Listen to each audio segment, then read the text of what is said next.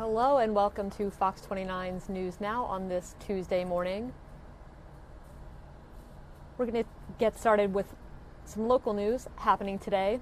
Labor negotiations to avoid a strike will resume Tuesday morning between faculty and school officials at the Community College of Philadelphia. Lauren Johnson was live from Spring Garden this morning.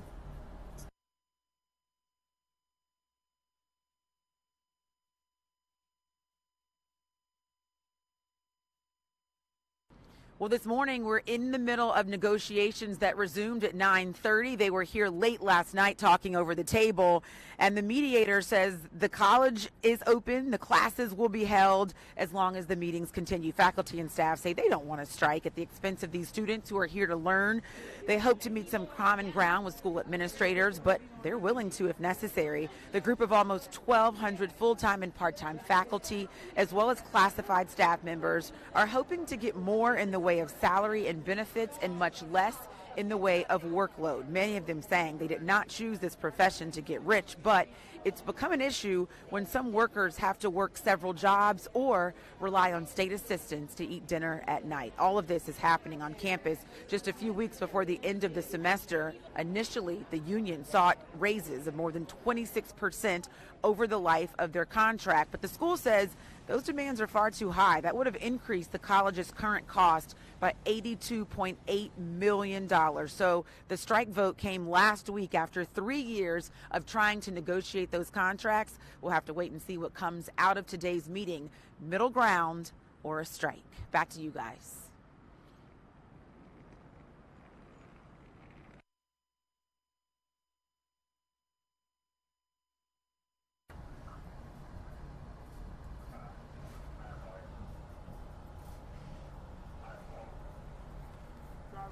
And in New Jersey, the state has launched its annual campaign against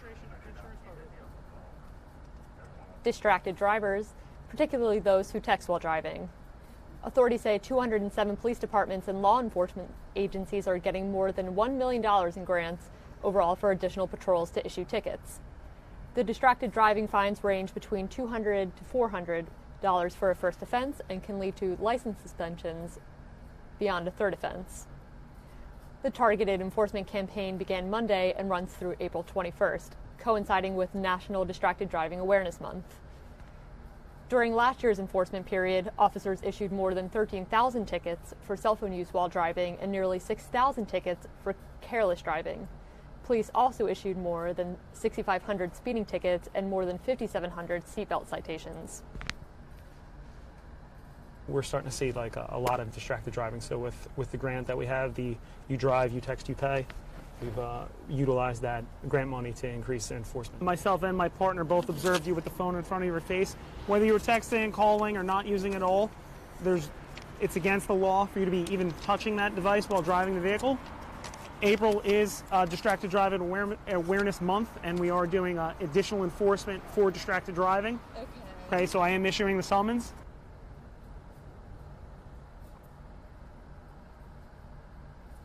And on to political news.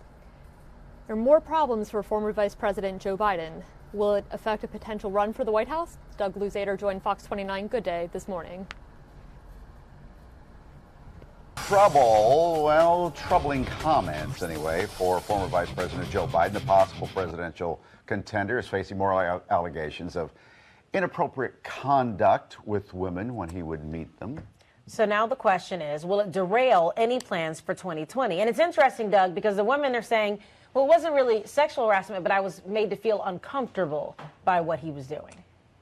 That's right. And look, and let's just acknowledge we're in kind of a different age for this stuff now. We don't know yet whether Biden's actually going to run for the White House. He's got to decide relatively soon here. And now we have a second woman coming forward saying that the former vice president made her uncomfortable.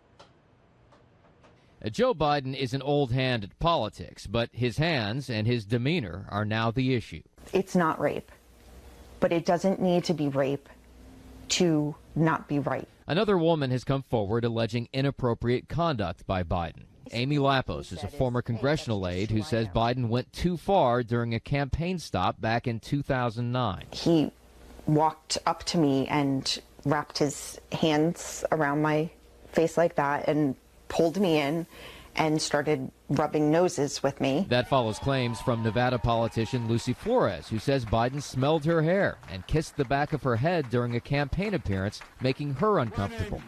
On the other hand, another woman, the wife of former Secretary of Defense Ash Carter, says she was not offended by Biden's affection. And for his part, Biden issued this statement: "Never did I believe I acted inappropriately. If it is suggested I did so, I will listen respectfully." Biden would enter the race for 2020 as a frontrunner, but with that could come even more scrutiny. Democrats don't want to nominate a 70-something straight white dude. That's not where the energy is in the party. They want an answer to Donald Trump, who doesn't have any of Donald Trump's baggage on the mistreatment of women, even if it is of a different nature. Now, a spokesman for Biden has said that he blames right-wing trolls for trying to essentially trash the former vice president's reputation. Mike and Alex. Yeah, the most famous one, I think, was that one from the Oval Office that you showed, you know, touching the shoulders and kissing the back of their head. And in business news this morning, if you're looking to sell your home, do it now. Literally, this week. Tracy Carrasco tells us why experts say the first week of April is the best time.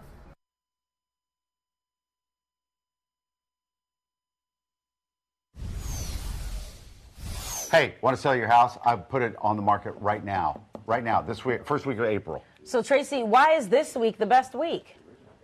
Yes, well, according to Realtor.com, homes listed in the first week of April right now receive 14% more views and sell 6 days faster compared to the rest of the year. In addition to that, during this time, sellers also get a little more money, about 6% in higher prices, translating to about $17,000, and are 1% less likely to see prices drop. So the reason why, according to Realtor.com, competition right now has not yet reached its peak. So each listing receives a higher level of demand. But they also say if you can't get it together for this week, April and May, those are still good months to get your home listed. A lot of these closings, they want to get them done by the end of summer. So it's a good time. That's exactly. Makes sense. It makes total sense. It's renewal. Yep. It's people don't want to look at houses in the freezing weather and walking through snow. Right. It's spring has sprung. Let's get it done now. Renewal. A new life, a new home. A new life. Let's get rid of this dump we're living in and move on to a fresh home. Exactly. Right? Yeah. And get it done by summer, by the end of summer. So you have time to move in and get everything together. Exactly, before it gets snowy again. And you don't want it to be too hot when you're moving. No, no. No. Okay. Okay. I've lived, Tracy, in probably 29 different domiciles in my life. 29? I believe it's pushing 30, Well, Tracy. since I've known you, you've lived in 3 different places, It's true, in like 3 or 4 years. Yeah. He's an expert mover, Tracy. I'm not by the law. Yeah. And moving is not fun. It's the worst. It's the gosh. worst. At least I don't do it with a U-Haul anymore. You know, like cinder blocks and wood planks for my whatever. Because you don't move that far.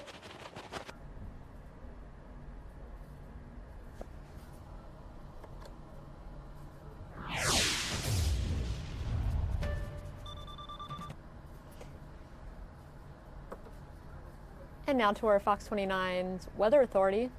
The Philadelphia area is slated for a mixed bag of weather this Tuesday. Sun and clouds in the morning will give way to cloudy skies this afternoon, with a few rain showers expected this evening. The high will reach 51 degrees. Here's a current look at temperatures in our region. Have a chilly 36 degrees in Mount Pocono, 42 in Allentown, 44 in Lancaster, 43 in Toms River, 47 in Wildwood, and a slightly chilly 46 degrees in Philadelphia. Temperatures look pretty comparable across the Northeast, and if we take a look at the nation at large, we see an enviable 69 degrees in Tampa, 50 degrees in Houston, 54 in Portland, and the same in San Francisco. And taking a look at our 7-day forecast, Again, sun to clouds today, high of about 51, 52, 53 degrees, before a warm-up on Wednesday, though with higher wind gusts, 65 degrees expected tomorrow. And for the Phillies game starting Friday, we have precipitation returning to the forecast. A rainy and chilly Friday is expected with a high of 50 degrees. Showers to sun with a high of 70 degrees on Saturday before precipitation moves out of the area on Sunday with a partly sunny 67-degree day.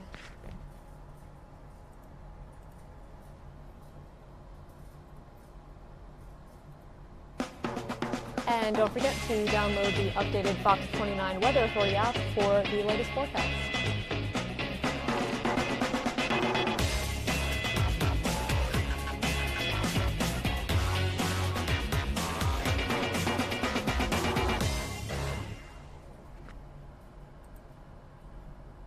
And back to local news this morning. New information in the murder investigation of a New Jersey native college student.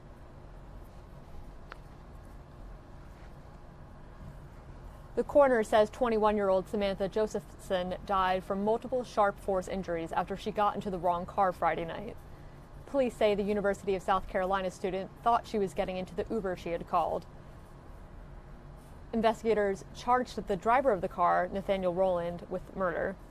Josephson's family will lay her to rest in New Jersey tomorrow.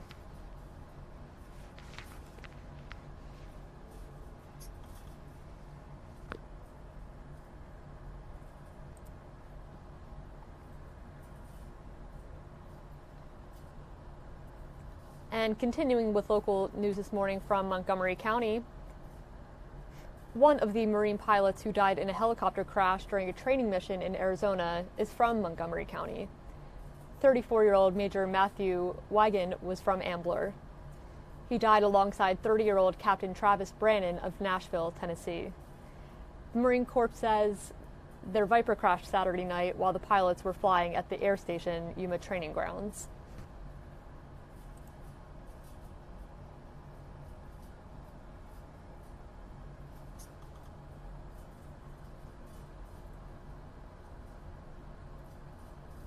And back here in Philadelphia, the search continues for the man who shot and killed the son of a Philadelphia police inspector.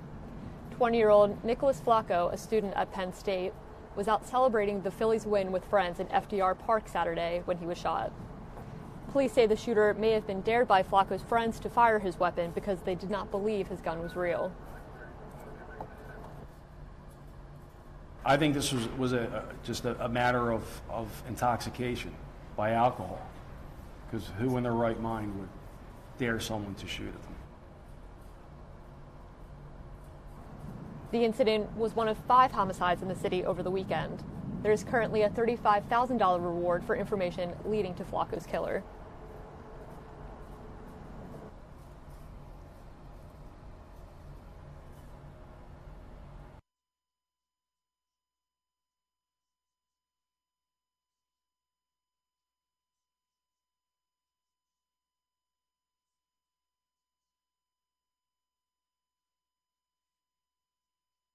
General Barr reverse their callous legal assault on Americans' health care.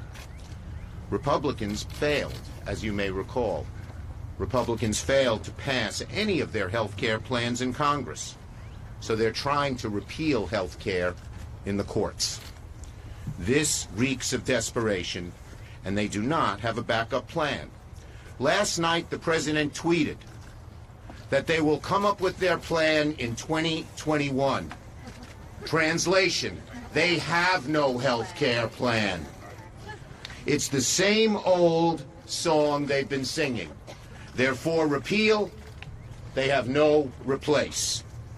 President Trump confirmed that he will hold Americans hostage through the 2020 election when it comes to health care. He promises, re-elect me, and maybe you can take a peek at my backup plan after that, which they don't have. What a ruse. What a shame. What a disgrace. We know that what the Republicans' health care plan might look like. Gut protections for Americans with pre-existing conditions, massive losses of coverage, destabilize insurance markets, help the big fat insurance companies, the drug companies, and all their special interest wealthy donors. So when President Trump insists he has a magic plan that we can see, if only the American people re-elect him, we know it's just not true. The American people will not stand for the president playing cynical games with health care and politically by betting.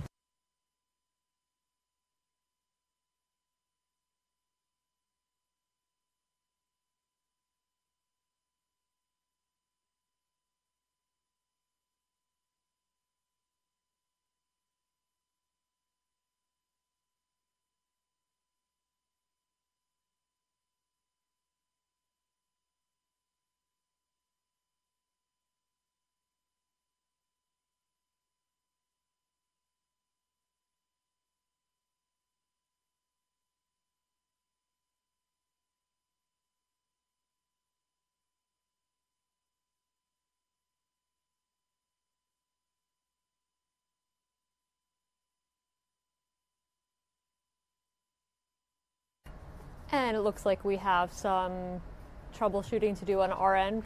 Something might be wrong with satellite, so thanks for sticking with us, and we apologize for the inconvenience.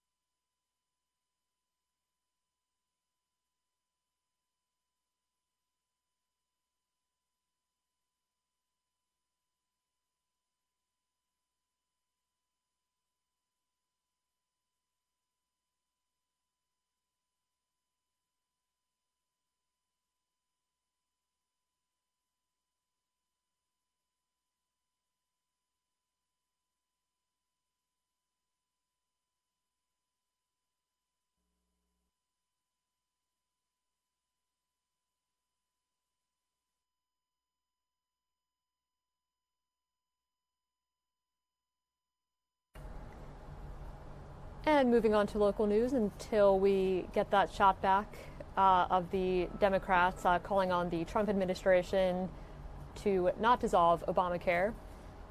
And we will start in Delaware County.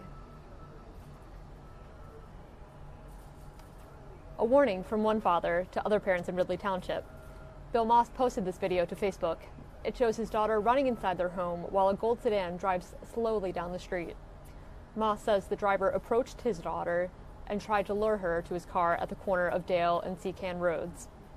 His daughter knew to run away because a driver and car that fits the same description approached his other daughter back in July of 2017. The man from the 2017 incident was charged with harassment. We're here to protect kids. We're not here to hurt kids. So we need to make sure that guys like this guy get off the streets. Your first concern is for your child, and you just hope the person gets caught and, brought to justice. Moss filed a police report. We also reached out to police and are waiting to receive more information.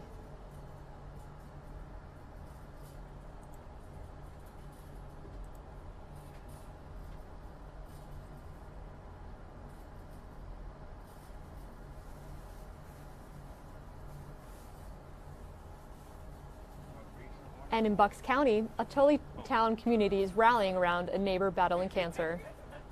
82-year-old George Newsom was diagnosed with prostate cancer and has been fighting it alone since his wife of 37 years passed away. When his neighbor, Kathy McLaughlin, noticed him struggling, Newsom told her he was left with practically nothing after paying his bills. So she started a campaign to raise money to help him out. Oh, okay, so only your son passed away. Yeah. He writes down all his bills, and he is counting pennies. And I don't want him worrying. I want him to be able to buy what he needs. Oh my God Almighty, an angel! I'll tell you, I met a lot of people in my life, but I'll tell you, never mind anybody like her. So far, the community has raised more than $4,000. For more on how you can help, visit the fox29.com website.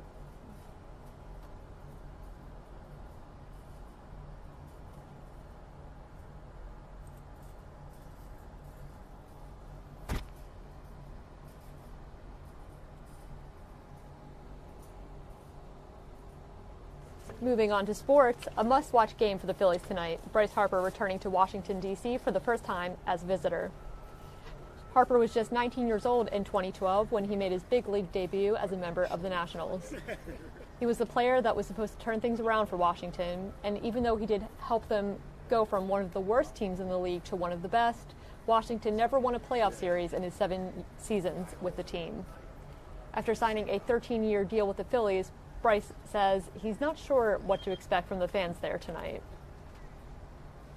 I'm sure, some cheers, some boos as well. It's part of the game. It's, it's part of sports. So, I'll always remember and cherish, all the screaming and, yelling and, the exciting times that we had the last 7 years. Like I've said before, I wish them nothing but the best, all the players in that clubhouse.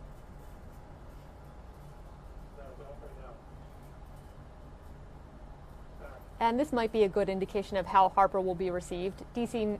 Mayor Muriel Bowser posted this picture on Twitter yesterday. It depicts Harper as a Benedict Arnold, the infamous Revolutionary War traitor. The post has since been deleted.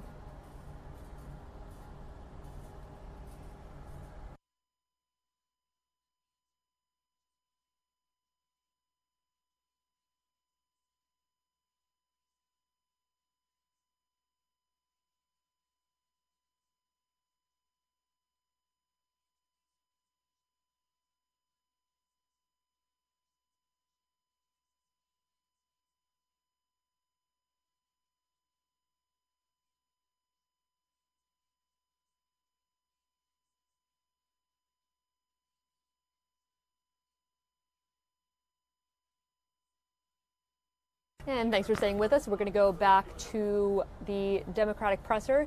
Democrats are calling on Trump to not dissolve Obamacare.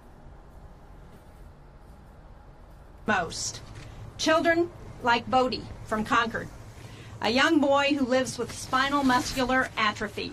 It's a disease that affects his mobility and that costs hundreds of thousands of dollars a year in necessary medication to keep him alive. Well, if the Trump administration has its way, millions like Bodie could be denied insurance coverage because of their disease. Insurers will be able to jack up costs or even cut off coverage after medical bills reach an arbitrary threshold. Repealing the ACA and unraveling the progress that we've made is reckless. We know we need to do things to make the law work better, but as policymakers, our job is to fix laws to work better for everyone. Now, there are a lot of reasons why we should work together to fix our healthcare system. More than 20 million reasons, and they live in Republican and Democratic districts throughout the country, and it's their healthcare that's at stake. But for that, we need Republicans, our Republican colleagues, to come to the table and to defend their constituents instead of the president. Yes. Ensuring the health and safety of the American people should transcend politics. So I say this to Senate and House Republicans. You have a choice. You can sit idly by while the president strips your constituents of their health care, or you can work with us to protect Americans' care and improve the system. Now, I'd like to introduce Representative Colin Allred from Texas, who is leading efforts on a similar resolution in the House. Representative.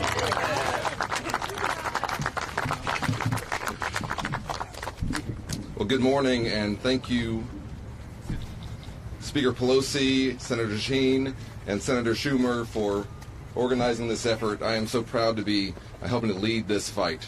We are here today to say that the United States Congress will not stand idly by while cynical, partisan interests attack the health care of hardworking Americans.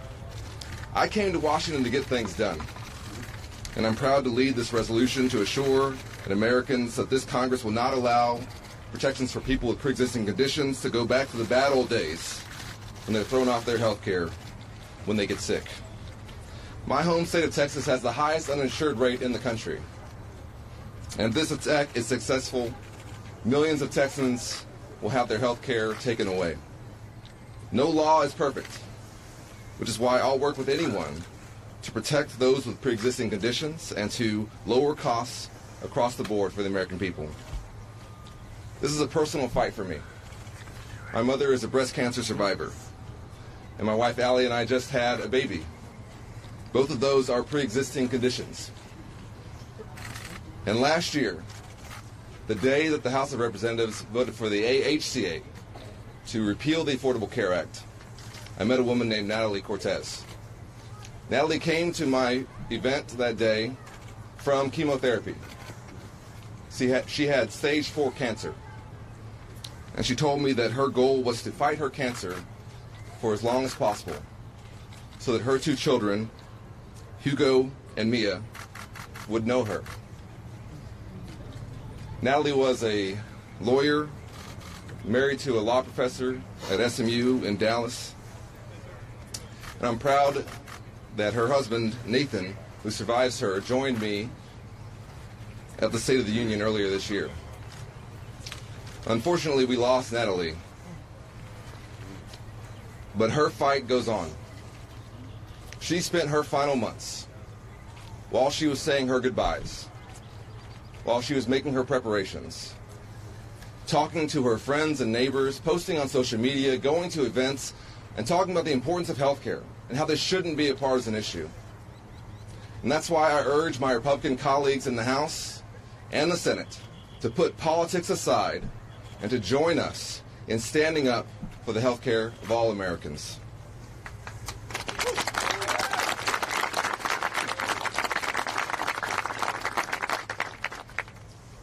Natalie deserves no less. And now more than ever, it's time for the United States Congress to be on the side of the people.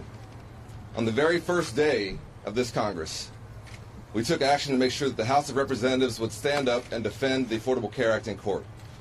And this week, we will continue that action. This resolution is a good first step, but I urge my colleagues, as I said, to join us in this effort and to make sure that we continue to fight to stabilize the healthcare system, to lower costs, to lower the cost of prescription drugs, and to do what the American people sent us to do, here to do, which is to deliver for them. Thank you so much.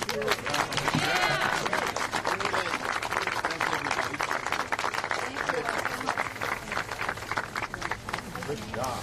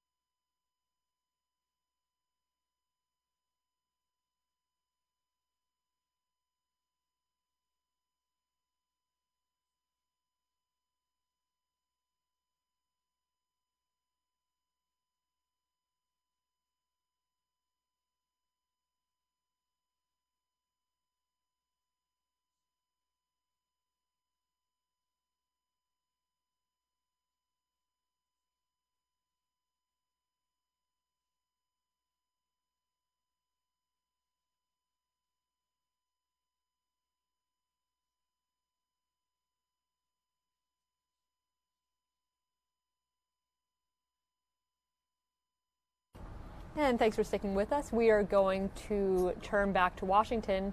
The House Financial Services Committee is holding a hearing for the Fair Housing Act, reviewing efforts to eliminate discrimination and promote opportunity in housing.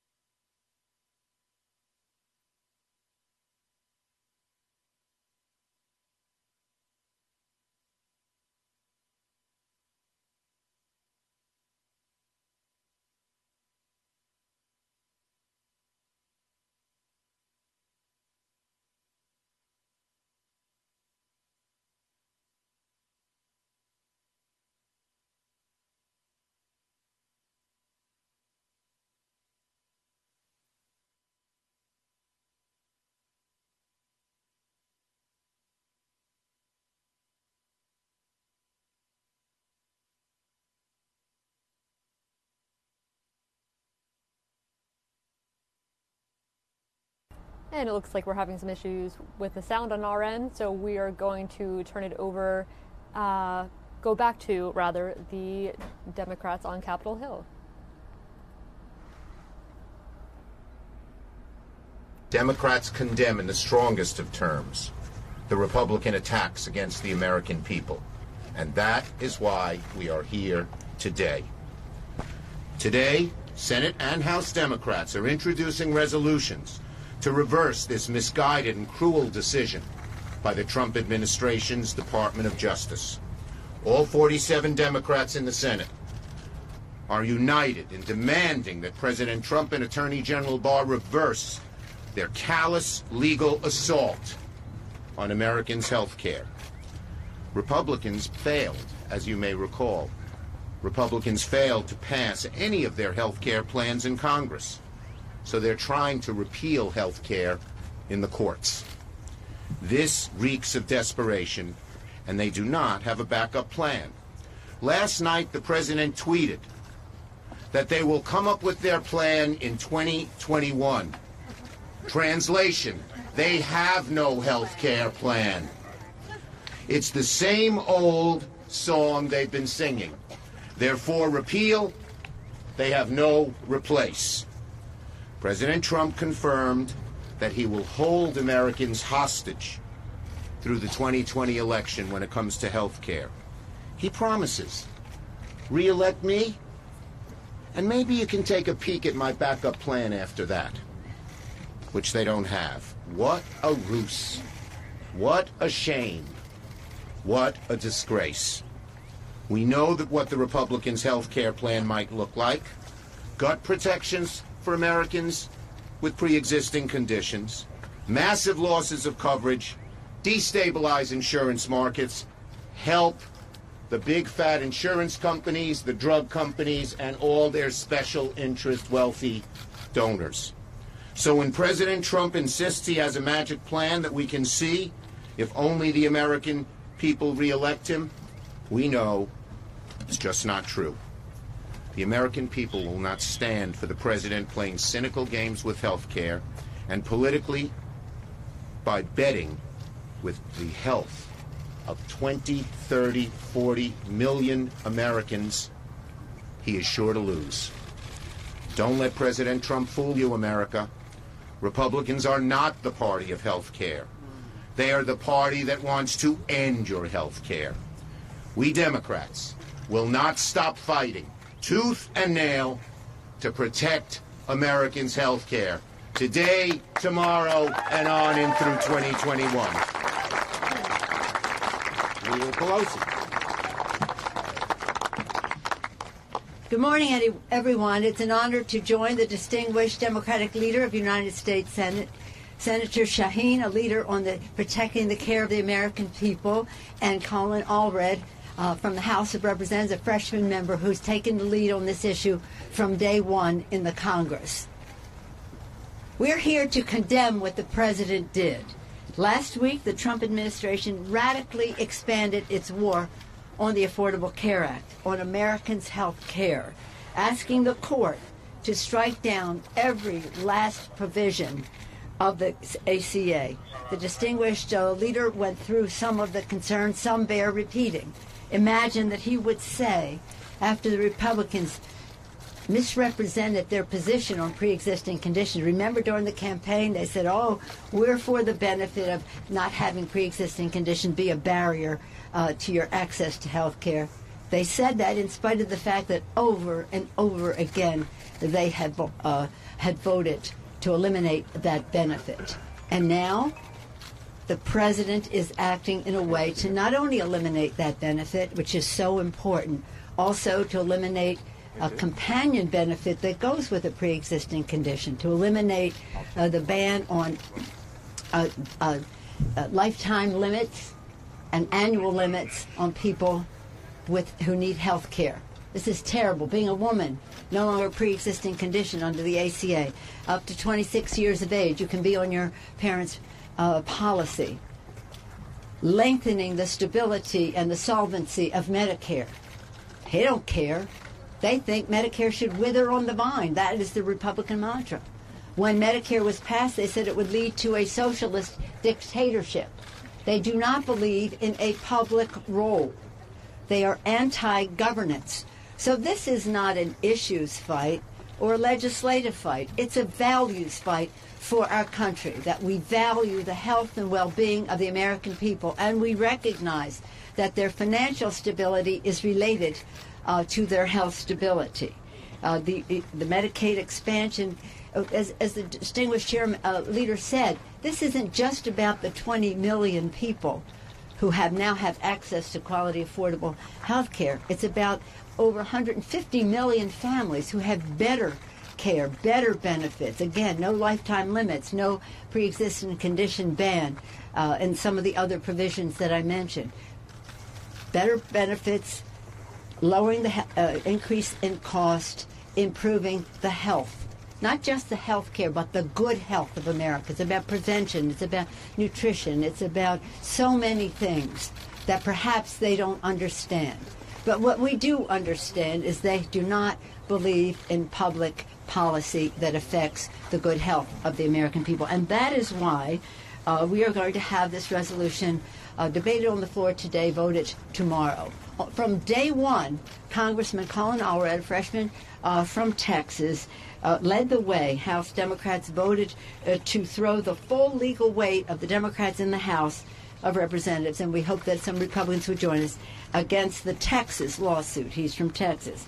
But more than 190 Republicans voted to be fully complicit in everything that this monstrous proposal puts forth. So now, because of President Trump's actions, which are to be condemned, that lawsuit is even more dangerous than it was in January, and that is why we are bringing forth the Allred resolution this week. The American people deserve to know exactly where their representatives stand on the Trump administration's vicious campaign to take away their health care.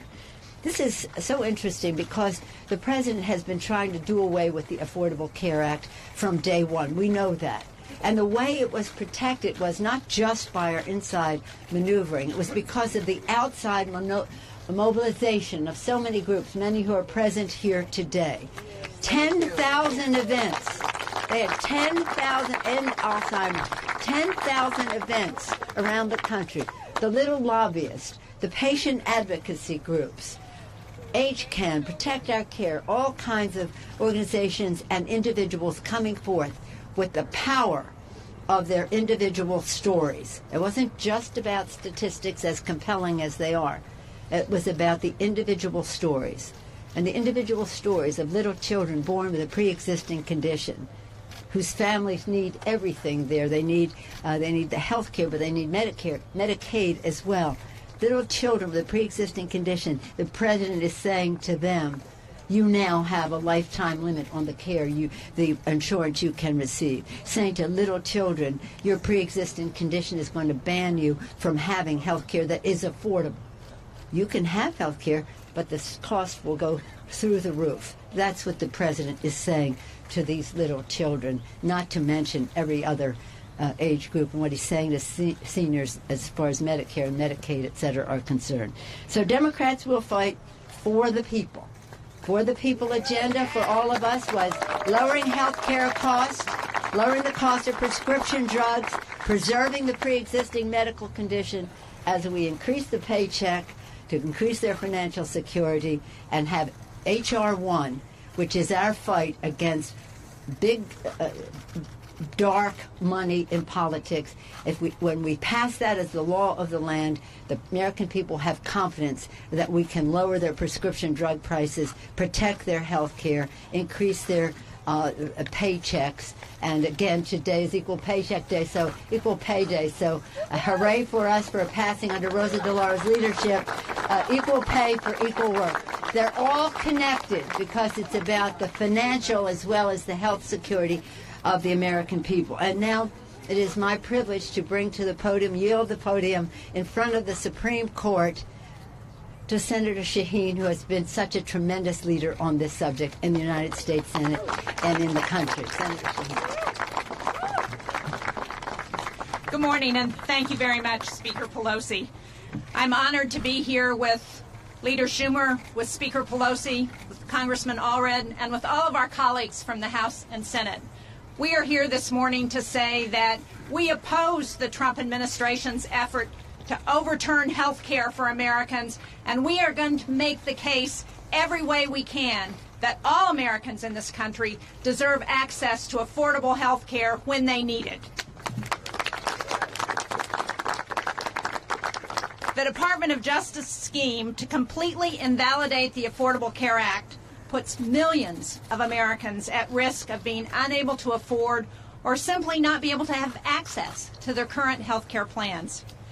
This assault on Americans' health care cannot go unanswered, which is why today I'm joining my colleagues in the Senate, all 47 of the Democrats, 45 Democrats, 2 independents,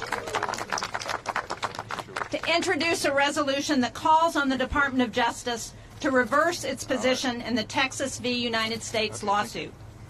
More than 20 million of our family members, friends, and neighbors across the country have gained access to health care coverage that they need and deserve through the Affordable Care Act. Already, 7 million of them have lost access to health insurance because of the actions of this Trump administration. And if the law is overturned, those living with pre-existing conditions stand to lose the most. Children like Bodie from Concord, a young boy who lives with spinal muscular atrophy. It's a disease that affects his mobility and that costs hundreds of thousands of dollars a year in necessary medication to keep him alive. Well, if the Trump administration has its way, millions like Bodie could be denied insurance coverage because of their disease. Insurers will be able to jack up costs or even cut off coverage after medical bills reach an arbitrary threshold. Repealing the ACA and unraveling the progress that we've made is reckless. We know we need to do things to make the law work better, but as policymakers, our job is to fix laws to work better for everyone. Now, there are a lot of reasons why we should work together to fix our health care system. More than 20 million reasons, and they live in Republican and Democratic districts throughout the country. And it's their health care that's at stake. But for that, we need Republicans, our Republican colleagues, to come to the table and to defend their constituents instead of the president. Yes. Ensuring the health and safety of the American people should transcend politics. So I say this to Senate and House Republicans.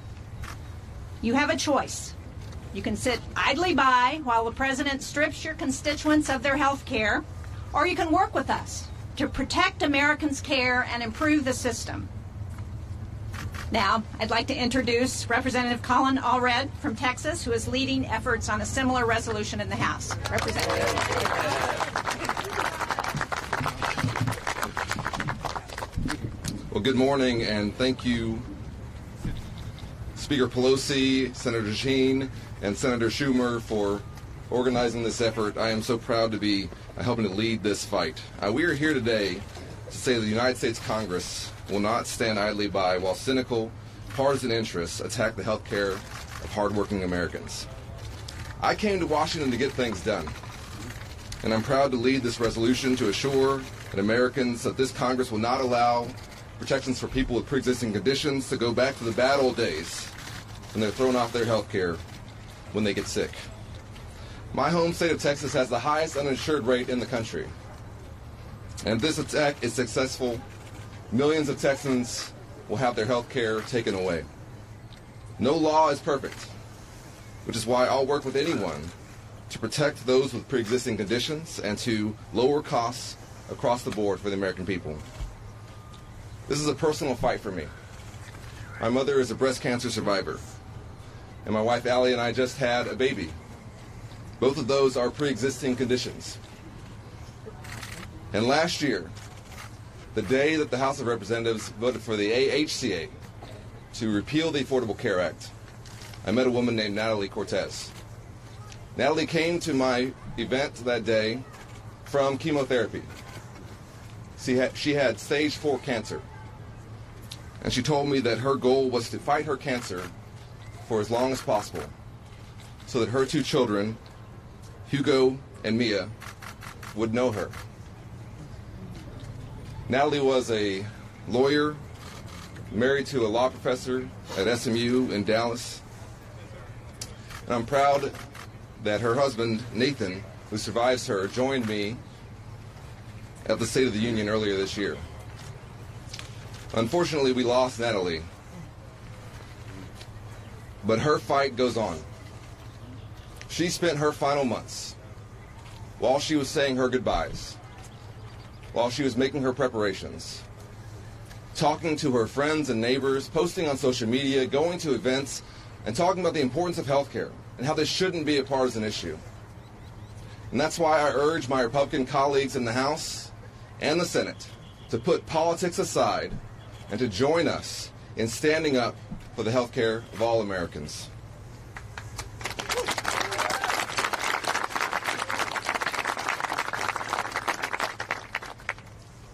Natalie deserves no less. And now more than ever, it's time for the United States Congress to be on the side of the people. On the very first day of this Congress, we took action to make sure that the House of Representatives would stand up and defend the Affordable Care Act in court. And this week, we will continue that action. This resolution is a good first step, but I urge my colleagues, as I said, to join us in this effort and to make sure that we continue to fight to stabilize the healthcare system, to lower costs, to lower the cost of prescription drugs, and to do what the American people sent us to do, here to do, which is to deliver for them. Thank you so much.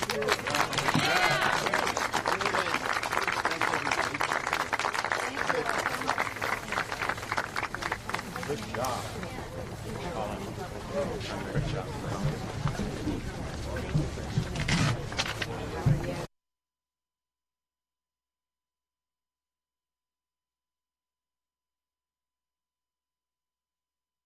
And thanks for sticking with us. We are going to move elsewhere in the Capitol. A House committee is holding a hearing on the Fair Housing Act, so we will take you there.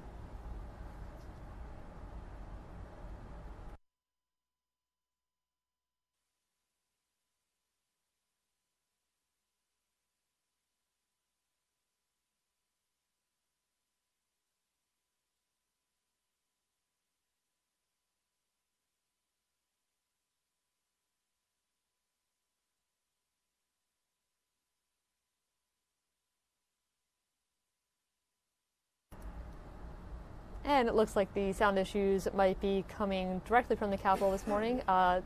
We apologize for any inconvenience, so bear with us for a moment.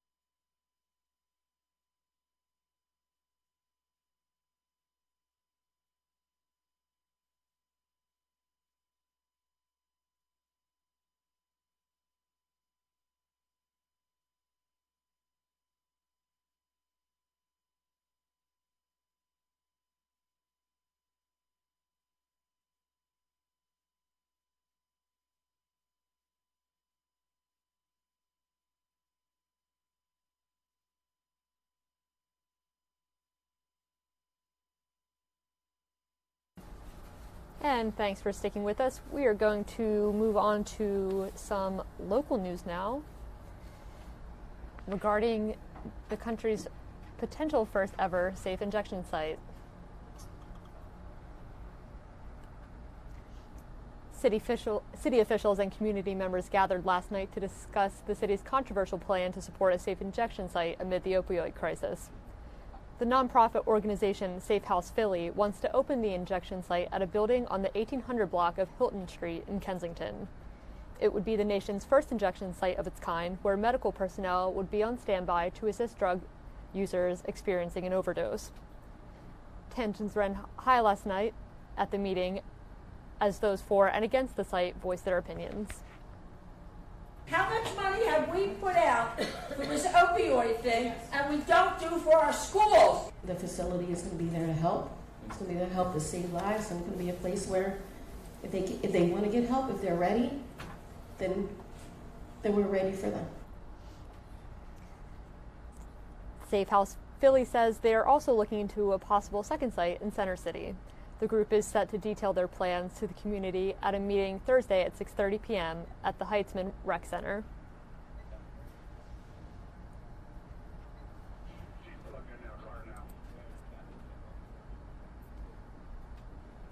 And the largest question is, would these first of their kind facilities save lives or contribute to an already crippling epidemic? We invited people on both sides of the argument to join us this morning on Good Day Philadelphia. Yeah, Bob, I was just on Twitter here sending some of these comments that you're making to me to our producer, Chelsea, in the control room.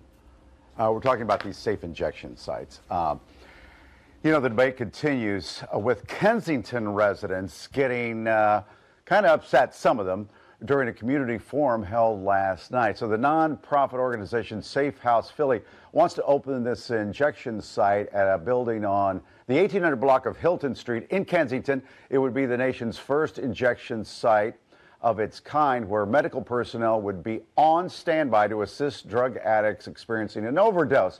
Well, yeah, tensions got a little high last night at this meeting, voices on both sides.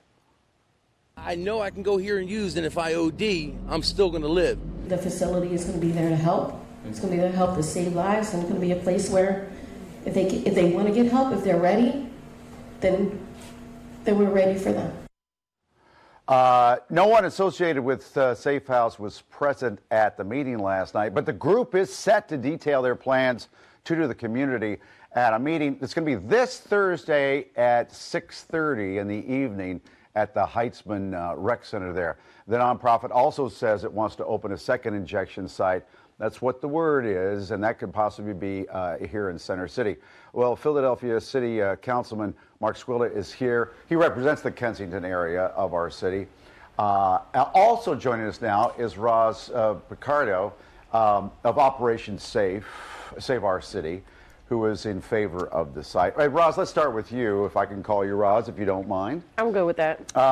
Tell me about your weekend. How many lives were saved by what you're... Hold it up close to your face. You have some Narcan in your hand? Yes. How many lives were saved? I mean, I'm not sure about the weekend, but for me in general, having been working with those in active addiction as of Saturday, have reversed 90 overdoses, which I feel like is overwhelming, and this is why I am for the safe injection site and overdose reversal site. Okay, Councilman, like I mentioned, you represent the Kensington area. What say you? Are you against the sites? Well, my thing is there needs to be a process when you follow something like this dramatic in the community. And what I just introduced legislation to zone the area residential, so therefore the community will have a say in this matter. If the city decides to try to move forward with this, they would have to go through the community and go through the variance process in order to have the community's concerns heard if this is to move forward. And at this point, having an illegal operation in a facility like this is just something that the community is not supporting. It sounds like you think that they're not ready. I'll get back to that point in just a second. Roz, what would happen inside of that building on Hilton? Well, we will help those who are needing help. I mean, it's a safe injection site. It's a place that also helps prevent overdoses. So they can safely use. It can reduce the amount of Hep C, hepatitis A, and then the spread of HIV. So it has so many things that will benefit. And medical staff would be there? Absolutely, yes, absolutely. With clean needles and all that, and absolutely. Narcan if somebody goes in there. Narcan, which people need. I mean, again, we're hitting people with Narcan every time we see somebody who's overdosing. I mean, this site will definitely help reduce the numbers of Councilman, I would imagine some people who live down around there, and some people do live down close to the L. Well, we don't want these people shooting up on Hilton Street, but they're already shooting up on Hilton Street. Well, I mean, people are shooting up throughout the city of Philadelphia. You know, 75% of the people who overdose and die are in their own homes. And, you know, the safe injection study, they believe they could shoot up safely in their houses and are dying. With fentanyl today, the idea that you could safely inject these drugs is just not true. And we know with even the safe houses throughout the country, throughout the world, that they're seeing large increases in overdoses outside these facilities because of the fentanyl that's now being used in this drug. Toronto, up in Canada, they've been trying this, right? Yeah, we actually did a visit up in Toronto. We had some supporters of the safe injection site. I was actually very open-minded to the safe injection site concept. And then after my visit to Toronto... How did it change your mind? Well, I mean, visiting the site, telling us some of the statistics that they had, they look at this as more of a harm reduction model, which I'm supportive of, to try to reduce people from overdose and dying. Yeah. But only 4%, maybe up to 10% of the people who visit these sites even seek treatment. And you know, during this this winter, we did a point-in-time count where we went out and counted the homeless people out on Emerald Street, and we knew that there was a deadline for people to go in, and we had a respite for them, low-barrier housing, we had treatment for them. But we knew none of them would leave that site, and they didn't leave that site until the last day, because that's when they finally had to make a decision. When you open this site, these people unfortunately go in there and think they could shoot safely. We'll just continue to do that and not get better. Chelsea, control room, put up a tweet now, and then I want the SOT from somebody who's against this. Hi, Mike. I lived in Kensington all my life, and we do not need a drug place like that in Kensington. Now let's roll the soundbite from somebody against this. I want to know, if somebody goes to this injection site and injects herself with their drug, walks outside and ODs, who's going to be held liable? Is the city going to have to pay? Is the imaginary... She's concerned about that, apparently. Roz, do you have an answer for her? I mean, I don't have an answer. I mean, this is new to all of us. But the fact that we continue to see people shooting up on the street, overdosing on the street, this will definitely reduce the amount of numbers of people who are overdosing and are dying and are shooting up. Not only shooting up, but the other drugs that are in the community, K2, all these other things that are in our community. It's just not heroin, but it's so much more than that. Yeah, so. Councilman, there's word of another site in Center City. Do you have an idea on the location? No, I don't. I mean, there's the foundation and the advocates are looking at sites, and we were told that if you were to do this, you couldn't do just one site; it wouldn't work, and you would need to do multiple sites. Would you agree with that, Roz? Multiple sites works better. Yeah, definitely. I mean, it's not just a Kensington problem; it's a city problem. Yeah. Thank you both. When will it get resolved, Councilman? Do you know? Well, I mean, we have to see when they open up, if they open up. You know, what we're trying to do is work with the community and have a process with the community so they have impact on what is going on here. But we don't know. We didn't even know that there was a lease being signed at that time. So no, I don't know either. But we'll keep an eye on it. Can't wait. Keep an eye on it. Thank you both. Quick break.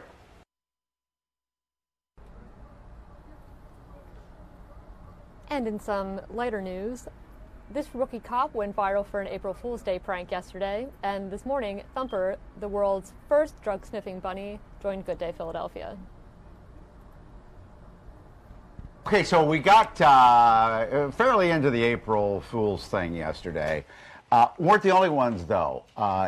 Wildwood fans, Wildwood, New Jersey, were livid when they saw the tweet announcing that the curly fries would be replaced down there with health food snacks on the boardwalk. They were in a panic until the big reveal 17 hours later. And then some people were like, when they saw the Visit Philly Instagram, because they posted this picture and they said, it's that lovely time of the year again. The whales have migrated back to the Delaware River for the season. So don't miss your Boathouse Row photo op. Well, what's weird there is that's the Schuylkill River, but that's fine. Either way, a whale in front of Boathouse Row, really? Yeah. I wonder if people signed up. Whale watching tours. Now take a look at this Facebook post. Oh, this is, I think, one of my favorites. Waterford Township Police Department in New Jersey, they announced they have a drug-sniffing rabbit They even, look at that. In the police car, a rabbit that could detect narcotics. Oh, that was one of the best. So cute. So we had to meet this rabbit, of course. And that's a live shot right there. All right. Clover. Is that Clover? Because I think somebody called it Thumper. That's just too stereotypical. This is Clover, right? His police name is Thumper. Oh, it is. Police name is Thumper. Yeah. Introduce yourselves, please. Who are you? Chief Dan Cormany of the Waterford Township Police Department. Chief, good to have you here. Lieutenant D'Amico from Waterford. Lieutenant, thanks for coming in. And who's this young lady? I'm Dana. His She's my daughter. Your daughter. She's the owner of the rabbit. You own this rabbit. Yes. First of all, that's a big rabbit, isn't it? What kind of a rabbit is it? I don't know. A gray one. Yeah, gray. A gray big one. A great big one. And how long have you had the rabbit? About 2 years. Clover, 2 years. It's so nice. My daughter Jessica had a rabbit and would constantly run around and pooped everywhere. How's this one? He's really good. He doesn't lives poop everywhere? No, he lives outside, so yeah, he's pretty clean. All right. How many people do you think bought this whole joke? I'd say there was a small percentage, maybe about 30% of our Facebook followers. We started getting phone calls from people from Nebraska who wanted to help train the rabbit. Train the rabbit to discover drugs. Correct. Now, this might be a silly question, but really, could you train a rabbit to test out drugs? I mean, they have a sense of smell, right? He has a good nose, no doubt. Yeah, but no, it can be possible. I don't think it's possible. Well, and think how long the investigation would take. You know, Clover, go into the apartment building and find the marijuana or the cocaine or whatever. Or a dog just run in there and sniff around and stuff. It would take hours to search an apartment. So where did you get the costume for it? Because I also like the police. Can you turn the... Can you turn them? The police is actually off one of our tactical vests. And then, as you can see, he's wearing our autism badge for the month of April. Oh, that's wonderful. We're kicking off the autism awareness campaign. It's blue, yep. And then the actual vest we got off Amazon. And his other uniform, he has an IHOP uniform. He works at IHOP. Oh, really? So, yeah, part-time. He's got a lot of jobs. He's got a lot of jobs. You know what? Let's turn it around again with the police badge. Let's get a picture. Somebody get a screen grab of that at home right now. And then tweet out that Waterford Township Police Department does have a drug-sniffing rabbit. I bet the rest of the country, a lot of people will believe it around the country. It actually has its own Instagram page. Really? Yes, it's Thumper WTPD. So if you hashtag Thumper WTPD, you'll follow the rabbit. You'll follow the rabbit. Hey Sammy, can you bring that up? So it's Thumper hashtag Thumper WTPD. Waterford Township Police Department. So does Thumper go to the police station often and hang out, or? Oh. He's been there lately a lot. Yeah. People might send requests. Look at that. Has on Instagram. My favorite is in the car when he's hanging out the police car. I think that's so cute. And already, look at this, already here. And Fox 29, you guys are on it. What's it like? I mean, is it easy to have a rabbit as a pet? Yeah. No, Is this basically what he does? Does he smell something on me? Do you have what's going on here? We might have a problem. Uh-oh, what's happening? Get the cuffs, let's go. I'm innocent. Gotta call her I mom need to and call my dad. lawyer, yeah. Hey, thank you all very much. That was funny. Thank you for Thank having you. us. It's a great idea. And we'll see what you guys come up with next year. Okay? Yeah, now the bar's been set. We're already working on it. Oh, really? All right. Yeah, it's a cockroach. Can you... And that is going to do it for us today from Fox 29's News Now. Thank you for joining us. You can catch us again tomorrow, same time, same place, 10 a.m.